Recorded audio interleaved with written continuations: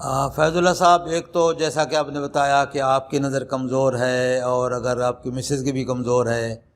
تو لامحالہ بچوں میں وہ ٹرانسفر ہوگا، یہ ہیریڈیٹری جو جینز کی وجہ سے افیکٹ جو ہے وہ ٹرانسفر ہوں گے، ان کے نمبر بنیں گے۔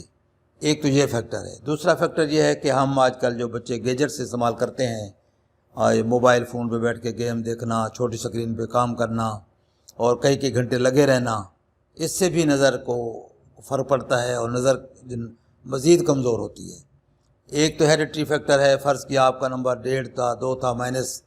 اتنے حد تک تو یہ ان کا جانا نیچرل بنے گا، کیونکہ یہ ان کو اپنے موروثیت میں ان کو اپنے حوالے کیا ہے۔ انہوں نے گیجٹس دیکھنے ہیں، موبائل دیکھنا ہے اور چھوٹی سکرین استعمال کرنی ہے، تو اس سے پھر یہ آپ سے بھی 2 قدم آگے بڑھ جائیں گے۔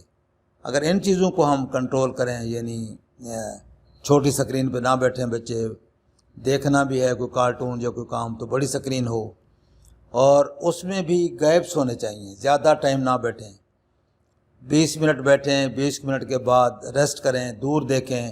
20 میٹر کے فاصلے سے دور، یعنی کوئی ونڈو ہو، یا پھر اٹھ کے چل پھر کے دوڑ لگا کے کچھ ایکسرسائز کر کے پھر دوبارہ بیٹھیں۔